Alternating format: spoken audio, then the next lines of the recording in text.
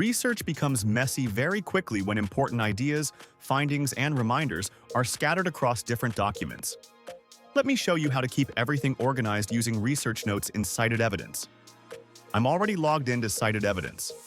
From the menu on the left, I click Research Notes. This opens the Research Notes dashboard. At the top, I can see the total number of notes saved in my account.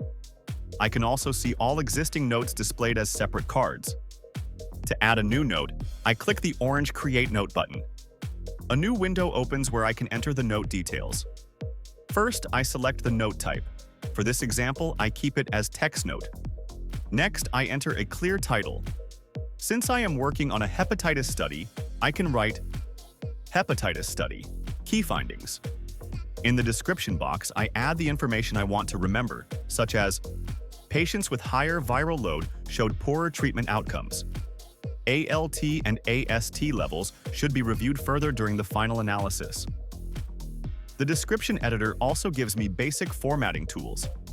I can make important text bold or italic, change paragraph formatting, create lists, adjust alignment, and even add a link. This is useful when I want my notes to remain clean and easy to scan later. Next, I select a color for the note. For example, I can use green for completed findings, yellow for ideas that still need investigation, and another color for urgent revisions. This makes it easier to organize several notes visually. Once everything is ready, I click Create.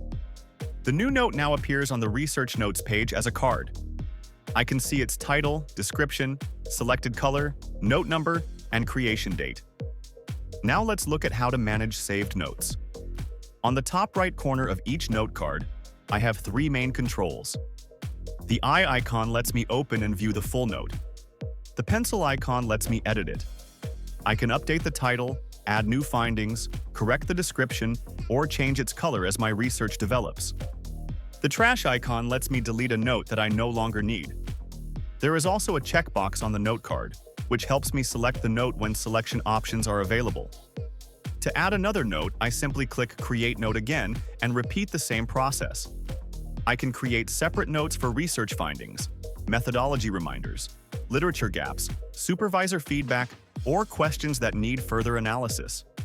So, in just a few clicks, I can create, color code, view, update, and remove my research notes without leaving CitedEvidence. This keeps important information organized in one place and makes it much easier to return to my research later without losing key ideas.